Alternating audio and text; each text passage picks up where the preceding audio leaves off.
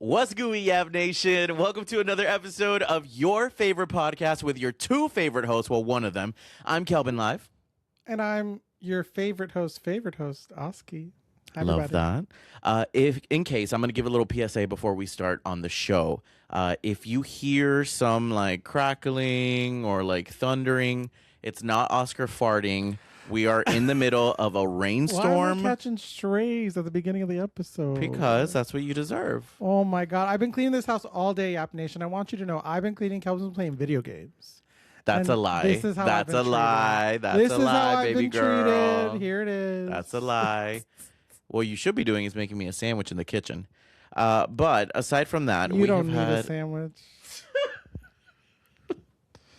How about a salad? start over. Just kidding. Well, yes, I did want to talk about the storm that's going on outside. Aside Yes. from that, it has been blistering hot. I don't understand how people don't believe in climate change. We are living it every single day. Every single I'm day. exhausted. I'm sweating. Well, that's not new. I know. But we needed the rain, so I'm happy that it's supposed to rain the next couple of days because we needed it. It was hot. It was You were high. You were not high. right now. It was hot. It was dry. What I was trying to say, Mhm. and my poor grass needed it. So yeah, thankful for the rain, even if it's during a podcast. You know, maybe it's a little rain sound. Maybe it calms you down. Maybe it helps you sleep. That's what I put on at night to help me sleep. Well, yes. Well, I know what else puts you to sleep. Let's recap our weekend and let's talk about we just came back from July 4th, which was on a Saturday. We did. Which was really fun. We had burgers and wieners and we hung out with the family. And yeah, it was pretty good. No complaints there. It was a nice, chill 4th of July. Very because chill. This year, two reasons. A, I forgot fireworks. But also, they weren't in the budget this year because, fireworks are a little pricey and it's, for a couple seconds of fun, right? Right. So, because I'm the only one with the job right now, it's not an hour budget. And If you it's listen to the okay, podcast, and it's you already know what the okay. situation is. It's You don't need to okay. remind people that you are the only one with an income. Well, but, if this is I your digress. first episode, I want to let you know. That's fair, actually. That's actually really good. That's actually really good Welcome hosting. to Yap Nation. That's We are a true, single income household, but not for long. Ooh, Well, yes. yes. Don't tease the topic just yet. Something I did forget last episode to talk about is I went to the Southeast Plant Show Okay. with my sister. It was the same weekend your boys were in town, but we were too busy talking about you, Well, so I yes. understand. Best topic. But I did adopt 8 children. And when I tell you, so let's bring it back to I'm going to give you a side story because I know this is your story and I don't want to interrupt it too much. But I will say, as the person who's not the one contributing to the household, I have like tape on my mouth because, of course, I can't be like, why are you buying more plants? How could you? And, Why would and you? when I I would came back, never. those plants look so expensive. I would disagree. They're not expensive if you're in the plant world, right? I didn't spend like $300 on a plant. I got a Japanese maple the other day, and that one was a little pricey, but that was not the plant show. So look up a Japanese maple, and you might agree or disagree. But Either way, you work hard for your money, I do. and you should buy whatever the hell you want. I know that's right, and will. But I did adopt about 8 new kids. 3 of them you're really excited about. So I got carnivorous plants, which we've never had before. And for anyone who does have a lot of indoor plants, we know that gnats can be a problem, fruit flies can be a problem. So the carnivorous plants have already been a huge help. Little bugs are getting stuck in there. They are a little harder to take care of because there's a lot of requirements to keep a carnivorous plant indoors because they're used to being outdoors. But other than that, I got a couple succulents, some cactus. I got my favorite is a booby cactus. Yes. Google that booby cactus. I'll give you a sec. They are shaped. It's beautiful, and the nipples are spiky. They are. So it's just it's such a great, and then I got a planter for it in the shape of boobs. Wow. So the booby planter has booby cactus. I love that. And I love that. And I got a terrarium with little Pikachu in it, and that was for Kelvin, and he loves it. Oh, yes. And I think that's everything. Oh, and I got this cup that I love. Tune into YouTube to see it. It's holding my coffee. It says pothead, double entendre. Ooh, we love a double meaning. I don't endorse that. Okay. And then, yeah, I just got more plants. I forgot to mention last time, and I know some of us Yap Nation are plant lovers like myself. I don't know what the hell I'm doing, but I do have a green thumb somehow. I keep them mostly alive, and I'm gonna keep on trucking. I'm gonna keep adding plants to my little collection. And the most beautiful thing about that is that you do not ask me to do anything when it comes to the plants. Oscar does have a green thumb. Yeah, because I just kind of I go with the wind, and I kind of just take care of them when I want to, and they mostly stay alive, and I love that for me. Absolutely. Yeah. The other thing that I wanted to talk about was the fact that there's this debate, and Yap Nation, if you want to chime in, because we would like to get your opinions on this. But only if you're on my side, you can chime in. That's not how this works. That is not how that works. Oscar has proposed to Hold on now. get another dog. A second dog, if you will. We already have a beast of a dog that is 100 pounds, who is the best. Not 100 anymore. 98. And he's not a handful. He's a pretty good dog. He's pretty a very easy. good dog. Everyone tells us he's a great dog. He gets a little excited when people are around. Yeah. Because he doesn't really know his size. But for the most part, he never runs away. He never has accidents in the house. He doesn't tear up things. He's very cuddly, very he isn't barking at the door at 7 a.m. trying to go out. Never. He follows our schedule. And I would say me and him are more in lockstep most of the time. That's your soul dog, and that's okay. Yeah. He always knows what I'm feeling, and he's always there for me because we got the same vibes going on. But with that, I think it's time he has a sibling. And y'all, we've been trying, and I just can't get pregnant. and you know, until that changes, right, and a miracle happens, I think we could just get another fur baby. You're insane. I don't think You're so. insane. I think there's plenty of people out there. Yes, I'm not unaware that dogs are a lot of work. One dog is a lot of work in a sense. And what else? But it's also your perception of what a lot of work is. And what else? What is the other constant that is in this equation? Home. Your traveling schedule. Oh, yes. Let me tell you my side. Miss Ma'am over here is gonna want a second dog, which of course I would love a second dog. That'd be so much fun, especially a smaller one. Could pick him up everywhere. I would love another dog. However, would I like the extra workload of needing to take care of a second dog on top of, I don't know what's gonna happen when I go full time and how it's gonna go with Jimbo, and I'm going back and forth, and you get to come back home on weekends. And you get to have them for 2 days, and then you're off. It's not 2 days, okay?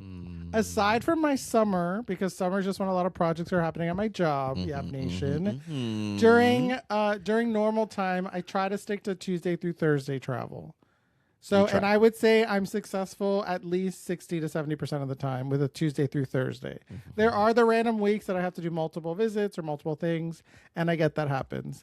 But at the end of the day, for me, there are so many people with so many different types of jobs that have 5, 6, 7 dogs that oh my God. I know it's crazy. If it were up to me, I'd have 8 dogs, but I also am not insane in unloading all that onto you. But I do think a second dog, even though it's on paper more work, arguably, at least for me, you've always known that whenever we take in an animal, for me, it's just all right. That's just part of the routine. I don't think that it's annoying to take care of the dog. I don't think it's annoying to keep up with their schedule. I'm just yeah, that's just part of my life now. It's just having an actual kid. You just kind of being annoyed by it means you shouldn't have been a parent.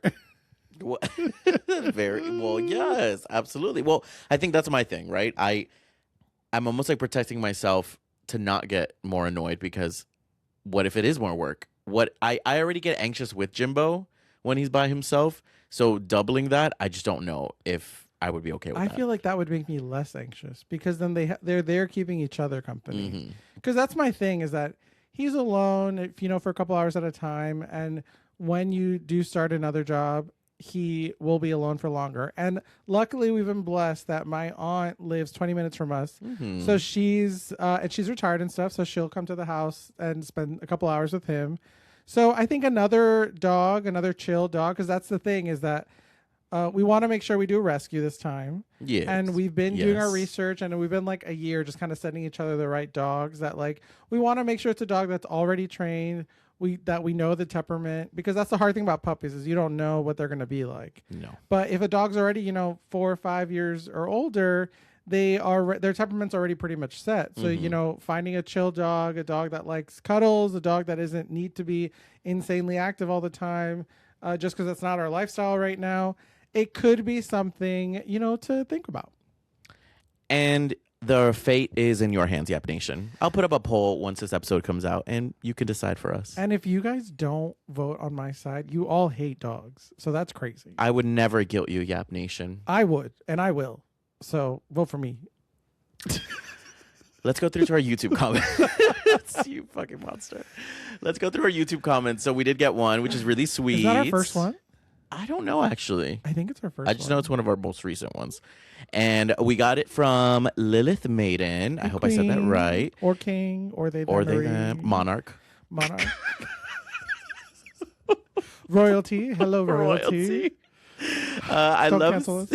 I love seeing the two of you. What a great episode to close out Pride Month. I love that Oscar is finally on the Love Island USA train.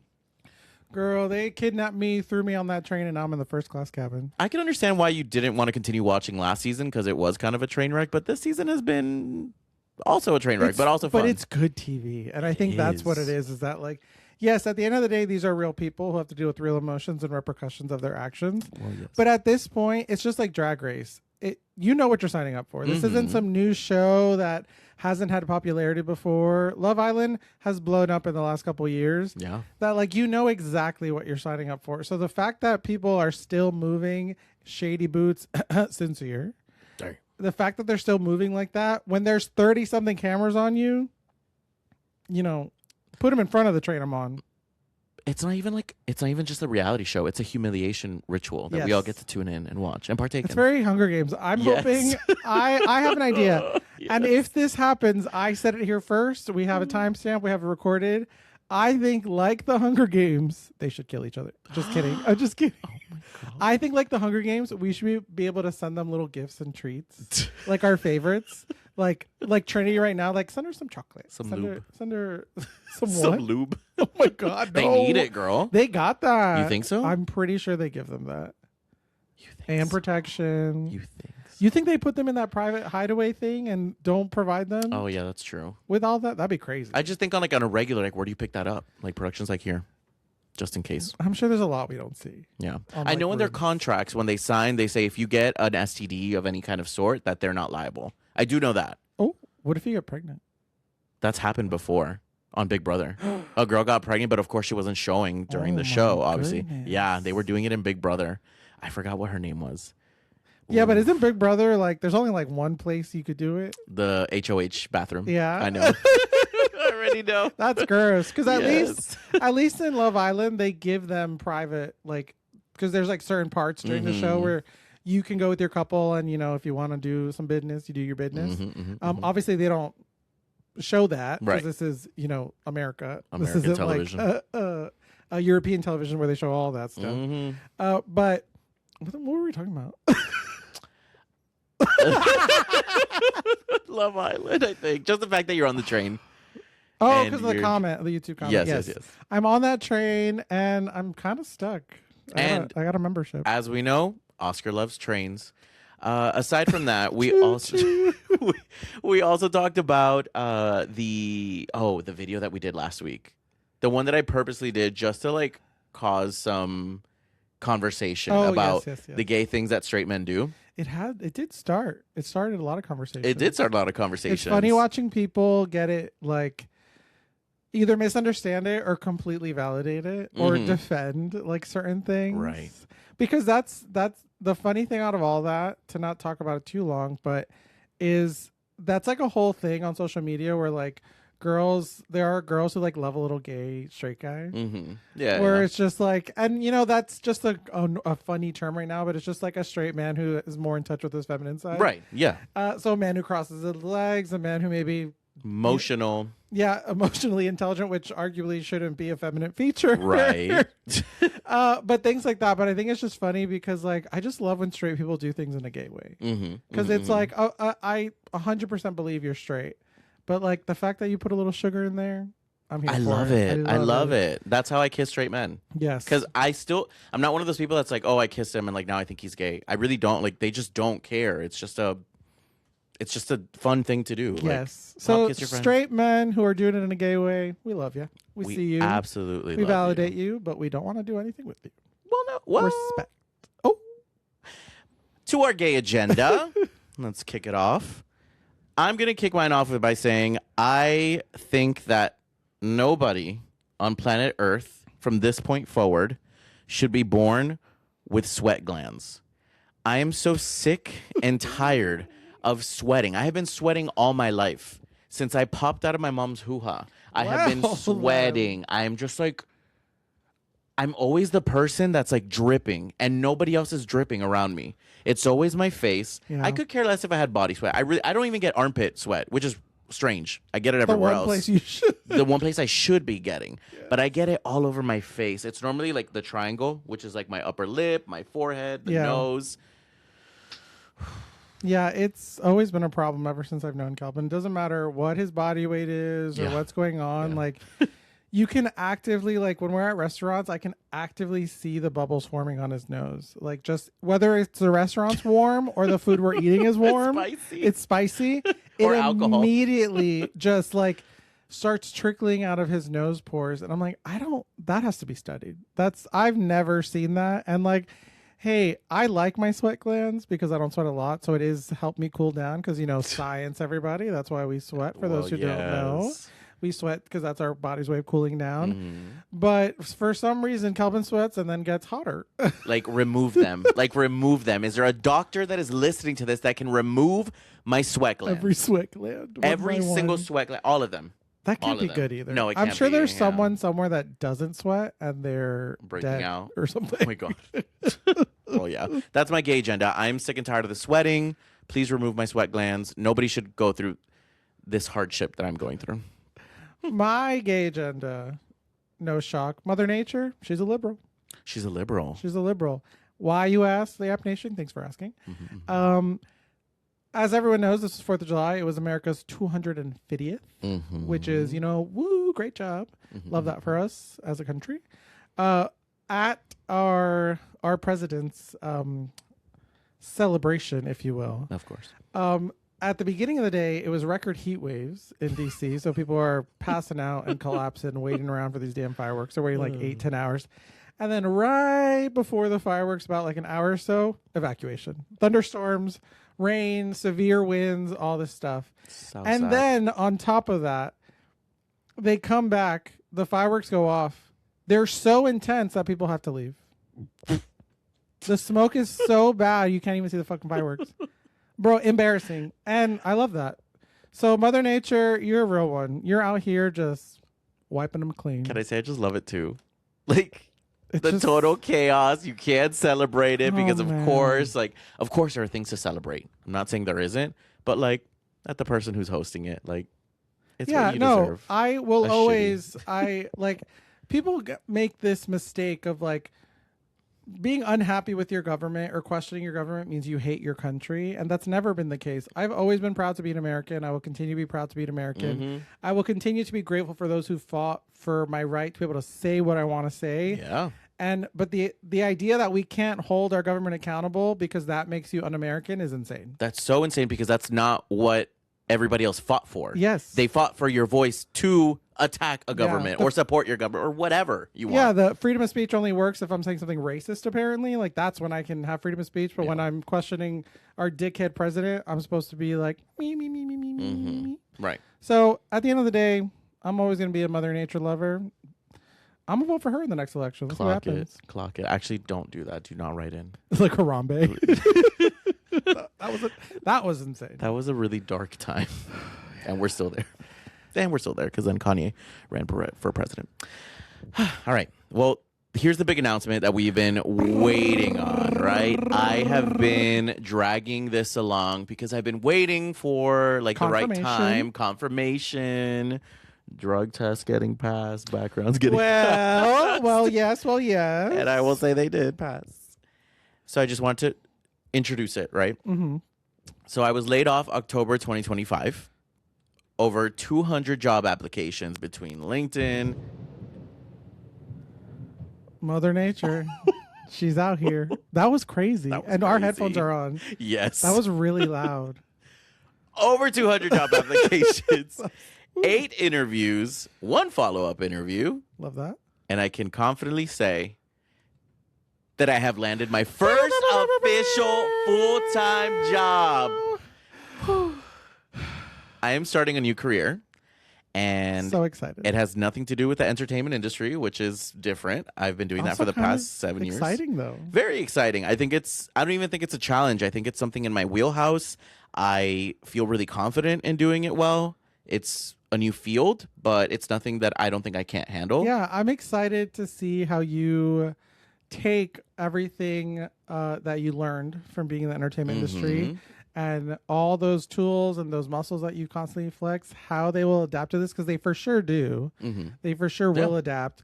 But you're bringing it to a job and a kind of company or an organization that doesn't normally have that, like the social media savviness and the that kind of aspect. And I think that's just really exciting. But first is first, I'm very proud of you. Thank you. And we make jokes about, being a single income household, but at the end of the day, I'm grateful for my job that was able to afford.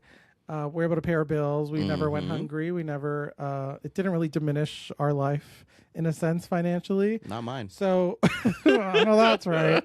So we're very blessed, and I'm very happy to see that, like, after all that, because that was our number one thing, right?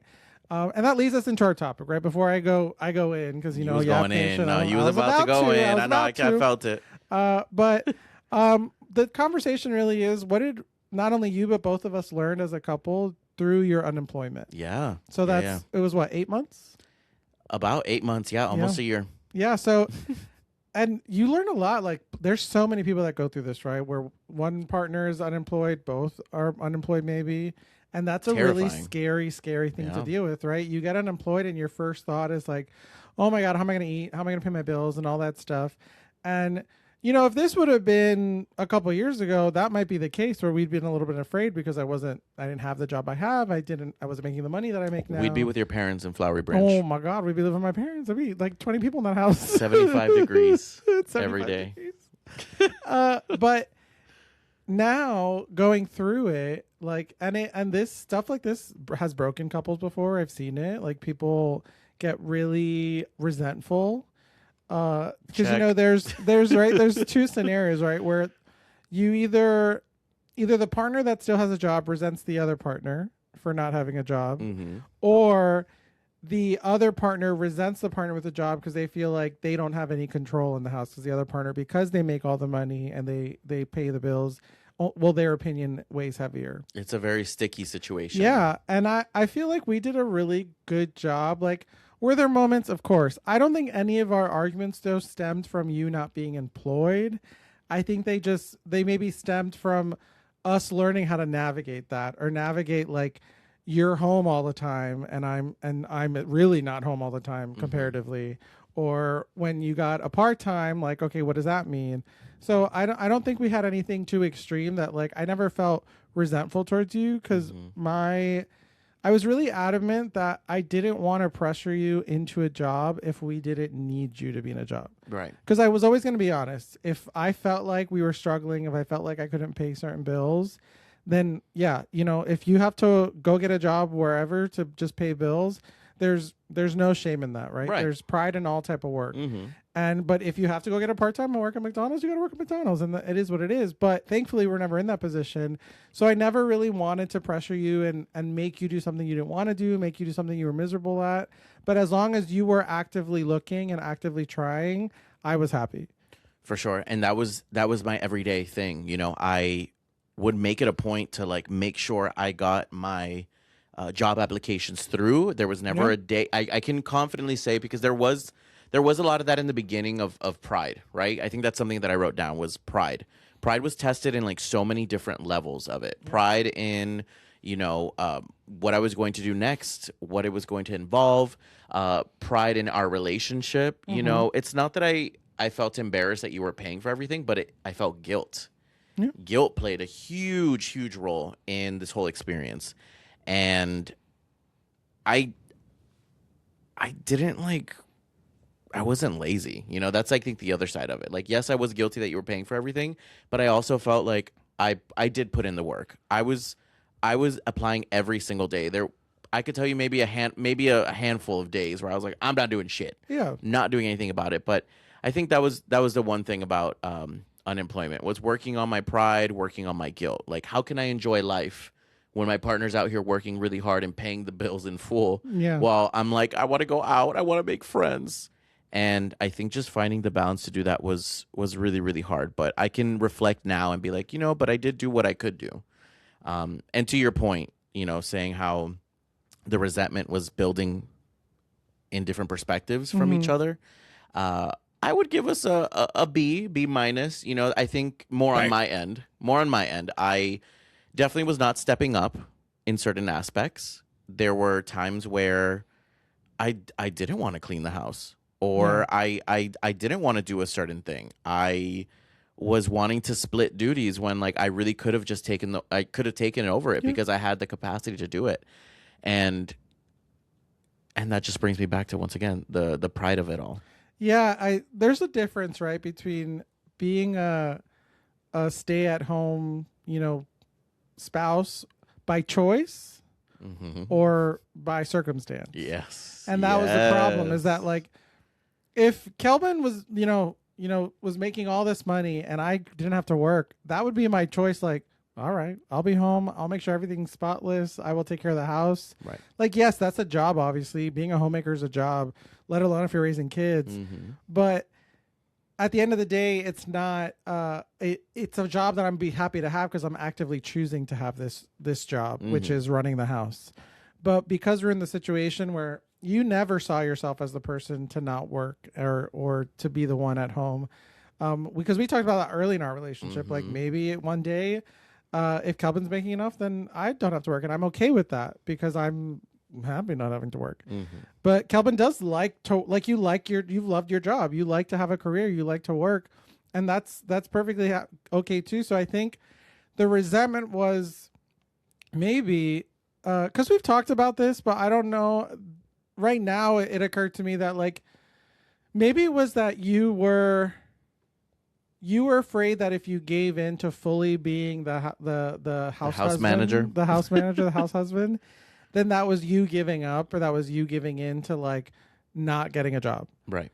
And because it was you that meant that you accepted that this was it, and you didn't want to accept that, nor should you have to. But it's hard to compartmentalize and like accept two things at once. Where like I can still be on the job hunt and still want a career and still fully become the house manager, right? And I say that was, I guess I understand what you're saying from a B plus or B minus kind of conversation, that like that was probably the only argument we really had, was like me getting to a point where like my work was getting so busy. And we've talked about this a couple episodes about that I had a little mentee B. And because I wasn't communicating to my partner like, hey, I'm kind of drowning a little bit. And it feels like you're kind of watching me. And this is just from the aspect of taking care of the house. This isn't about the whole relationship. Because we're really adamant when we argue or when we have a conversation, words are important. And we always want to have clear definitions of what we're talking about. So we were talking about in the context of chores, of taking care of the house, of the operations of a home. It wasn't about the context of our relationship, our affection for each other, the way I feel loved or anything like that. It was more so about that. So that's when I was like, oh, I'm drowning. I'm not communicating to my partner. I'm building resentment because I'm thinking that you don't care. But really, you needed the wake up call for me to be like, hey, I need you to step up. Like, there isn't an alternate option where where we can successfully be happy if you don't step up and let go of your pride and just be okay with cleaning more than me, be okay with running the home more than me, because I just can't. Right. And that's when we really had like, it's not like before it was terrible, because there would be times where I'd be like, hey, I need you to do a little more this week and you'll be fine. But I was getting exhausted of having to like make a list and like kind of walk you through it. Yeah, And you wanted me to put in more initiative. yes. Or like, yeah, for it coming from me. Yeah, I wanted you to see the things that I was seeing that needed to get done. And it's hard as somebody who's unemployed that like when you don't have a routine, Yes. you know, to be like it's just willy-nilly. Yeah, so like you keep pushing it off, like I'll just do it whenever, or it just doesn't bother you the way something might bother me, because that's a huge part of the conversation too. Is that like the dishes or whatever, Kelvin might leave it and like it doesn't affect him, but what I had to make him realize, because I wasn't communicating before, was that it's not that I'm mad that they're dirty, but you have to understand that when I come home and I want to relax, my brain won't let me relax if I know there's things that have to get done. Because it's not even that, oh, I have to be the one to do it. The fact that it's there bothers me. It's not that I think it's gross or I think it's messy. It's just something that's been added to the to-do list in my brain. Right. And until it gets checked off, I don't fully relax. Sure. Yeah, I get it. Or I wake up thinking about it. So that was kind of where that conversation came from, was like, hey, I need you to see those things. I need you to understand that like when you dirty something, just pick it up. So that when I come back from a trip, I don't feel like I have a laundry list of things to do. So like this past week was a perfect example where I worked from home. And so I was able throughout the week to randomly do the things that I wanted to do. And I didn't have to push you more or ask you to do extra unless I really needed your help with something. Right. But that's what it is that there's that balance where like, obviously I'm working from home. I have the bandwidth to do cleaning, to do stuff, because I'm not working every second of every day. Yeah. It's when I'm not there that like, oh, I'm not here, I can't get it done. And when I come back, I kind of want to relax. I'm exhausted from traveling. That, hey, I need you to step up. So you really just like, you did a complete 180, because after that conversation and after me just being really vulnerable and kind of breaking down a little, you kind of took a little bit to get yourself together. We slept on it that night and you know, we both needed a little bit of breather, but then you came back the next day really like committed to making me feel seen, making me feel loved, and making me feel like I had a teammate and not and I wasn't the coach telling you what to do, but like we were actual teammates.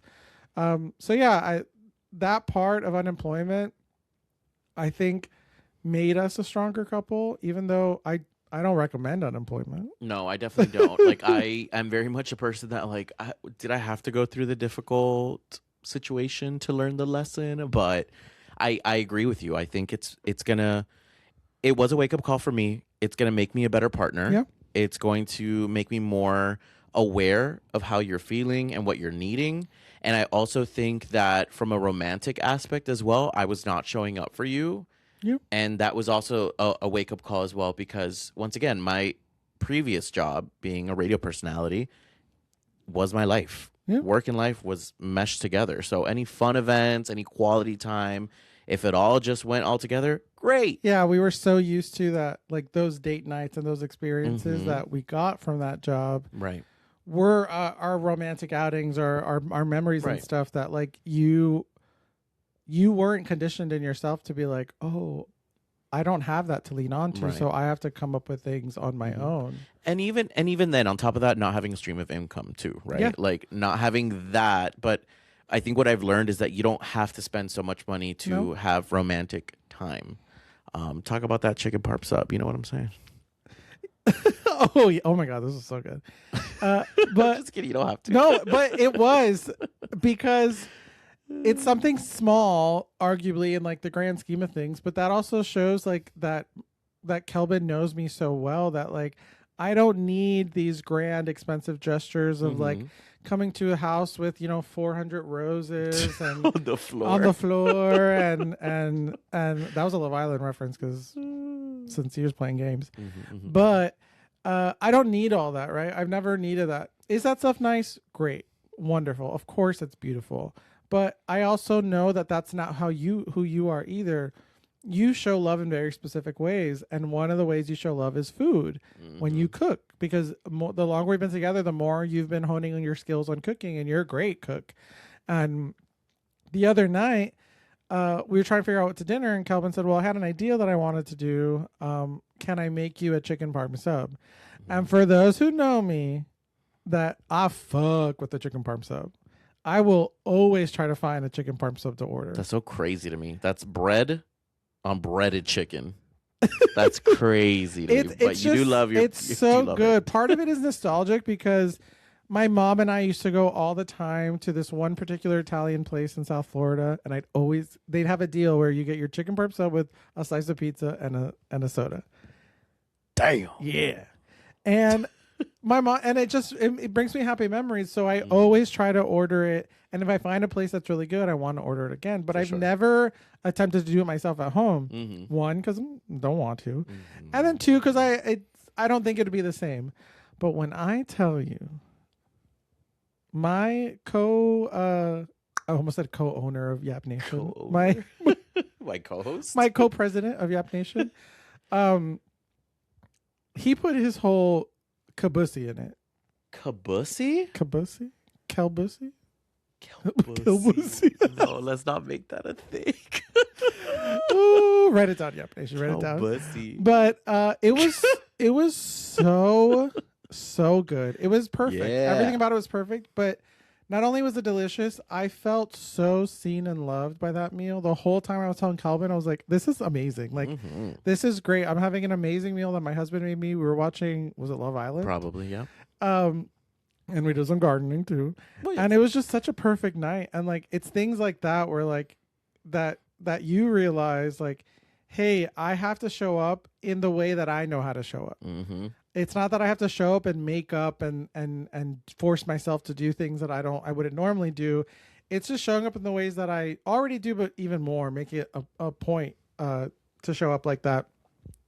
And that's really what all this taught us, was that like there's ways to show up for your partner that aren't bending over backwards and changing your whole personality. Because it's the same thing with me, that like I had to make sure throughout that I was checking in with you, that like, even though it's easy to get lost, excuse me, it's easy to get lost kind of in the sauce of work and life, that like, I had to remember that like, even though, yeah, you were home arguably and you were relaxing, quote unquote, or playing video games or whatever. A lot of video games. Y'all know, y'all two that play with him. There's three of it include Corey. Y'all know. Oh, he love a name drop. Y'all know. That he's out there in your group chat. Who's free?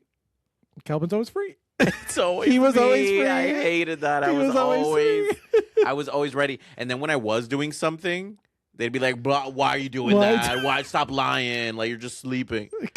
Horrible. But I think that did you finish your point? I don't think I did, but I lost my train of thought. Okay. Well, I wanted to say was that you bringing up friends and people who watch and know that I play these video games. You know, it's not that I'm not a big believer in saying like, oh, your true friends show up, you know, when you're down. I don't believe that, because everybody has, it's a little manipulative, and everybody has work, and everybody's going through their own BS. Everyone's going through their own situations that they need help, and I'm sure some of my friends think that I wasn't there for them during this time, so I'm not going to say too much on that. But I will say there were people that did come out of the woodworks that really did check up on me and really were there for me and did a lot more than just a like, well, you're going to get it one day. Don't worry, you're going to get it, which I do appreciate those messages, but there were others that I felt just really put in work to check up on me and give me good energy, and I'm just really appreciative of that. I'm sometimes appreciative of you those just friends. need to hear someone be like, yeah, this sucks, doesn't it? Like, this sucks, it's terrible, and like, girl, feel your feelings. Like, it's terrible. Like, it's because sometimes the worst thing you can tell someone is like, it's gonna be okay. Because logically thinking, of course it's gonna be okay, right? Sure. We all know that eventually it'll be okay, but for the most part. But it's that thing of like, the first thing you want to say when someone's like, it's gonna be okay, is like, okay, well, it's not right now. Right. It's not right now. And I've applied to 5 million jobs and I haven't got anything. And I have references. And so what? And nothing. And nothing. So it's that thing of like, when someone calls to check in and be like, yeah, dude, this totally fucking sucks. Let's go have some fun, or let's talk about something else. Like it doesn't have to be about what you're going through, Yeah. because that's what true friendship is. It's showing up for people in the ways you know will work, not the ways you think you're supposed to show up for Right. people. Because those are like, you know, my friends that when terrible things happen to each other, when amazing things happen to each other, we're always there. We always know exactly what to say to each other. But that doesn't mean that we're gonna discount the person's feelings, and Yeah. we give each other the safe space to say the not PC thing or the not great thing, because you should be allowed to do that. You should be allowed to say those things out loud to get it off your chest For sure. and then move on with your day. Yeah. And that's so nice to hear that you had people that reached out in the like a healthy way. Yeah. And not just like oh, you'll be fine. They're Yeah. there. Yeah. And I would even say you joke about it, but like my video game friends like were there for me. They were there for me pretty much every single day. Oh man. That's important to me because They were there for you 4 times a day for 3 hours at a time. But think about that. Think It's about true, that. it's true, it's They were true. there for me every They single deserve a day little to shout-out. laugh, to lose our games together, get mad at me for not being the best. Like that actually is a pretty important friendship that I was able to continue to have and create. Actually, I even made some. Yeah, I think that's friends. why I never had an issue with you playing video games, because I also know that you're pretty good at putting like a limit on like okay, I'll do like 4 rounds and then, you know, I got to go do this or whatever. Right. But hearing you interact with them and hearing you like when I was just in the house doing stuff, or if I'm there working out at home from the office and you're just playing video games, like it is just nice to hear you just like have these conversations, talk to people, because I don't know how y'all multitask, It's really hard, but actually. you guys are out here, you know, shooting people with rainbow guns, and then Mhm. as your skin of Ariana Grande or Lady Gaga or whatever. Yeah, I'm always Gaga. Yeah. But also talking about like childhood memories with each other and like Yes. relationship trauma or like things like that. So like it is conversation of substance, and like the video game is just the unifier, but it brought you to the table, but the conversation you have at the table is completely up to you, because you guys don't have to do that, right? You can just play the game In silence. and talk about the game only, Right. and then move on. But you choose to actively talk about things in your life, which had to help you get through all this time, because you weren't interacting with people in real life all the time. Yes. That, because I remember, It's true. yeah, because I remember like, you know, how bad it was when we moved to Charlotte, that like we both were struggling, and you were struggling with not having a community or friends at the beginning, and you didn't have the video game thing, so you really were talking to nobody except for Yes. your coworkers. So it was really tough at the beginning, That's when I got big. and I was she's an emotional eater. Well, yeah. And I was going through my stuff, but so I was really worried during the unemployment phase that like the dark voices are going to come back, because it's no secret that, you know, you've dealt with mental health stuff, and so have I, that because we're always going to be honest about that, because therapy works, Right. everybody. Therapy Yes. works. TM. But I was worried about that, and I can honestly say this, the whole 8 months, like I'm so proud at the fact that you didn't let you losing your job or getting let go because of budget cuts or whatever, you didn't let that define you. Mm-hmm. You Yeah. were very adamant as that, like, okay, but I'm still me, and I'm still here, and I'm still talented, and I'm still this, and I'm still that.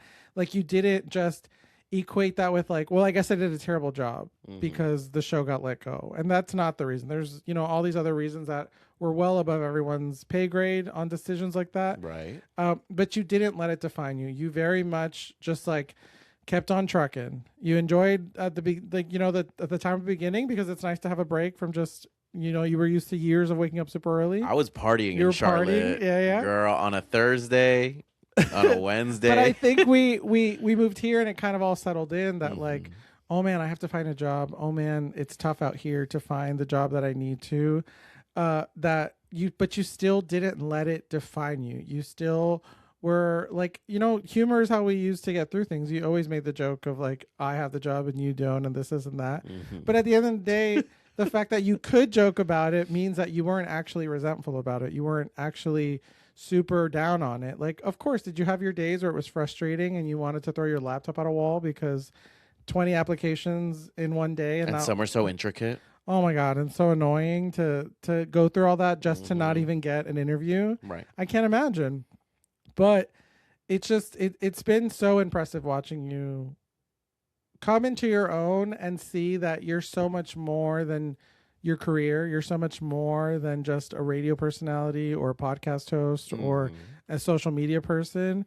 You are, there's so many different facets about you that you have been able to kind of get curious about and find out more about yourself in the whole process. And it's made you a better person and a better partner at the end of the day. And you know, not many people can go through the unemployment experience and say that. I think there's a lot of factors that happened as to why it didn't go off the rails. One of them being is that I got to sleep better. And I think I think there's no sweeter thing in the world than to like not put an alarm on a Sunday. And I've been doing that for like 8 months straight. Just incredible, amazing.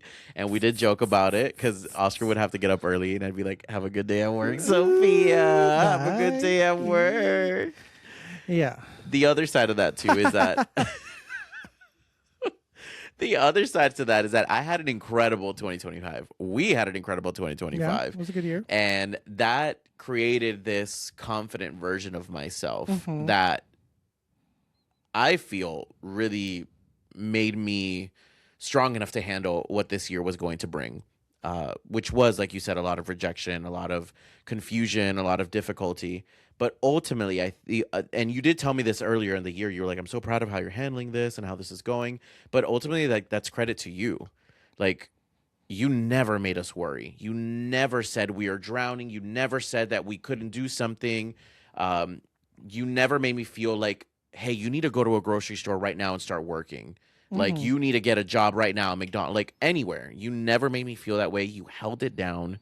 And I think that's like the biggest difference between other people that spiral and go downhill. Like, they don't have their partner that holds them down, that's able to instill confidence in them to make me feel comfortable and not make me ever feel bad. It's just like, you really held it down.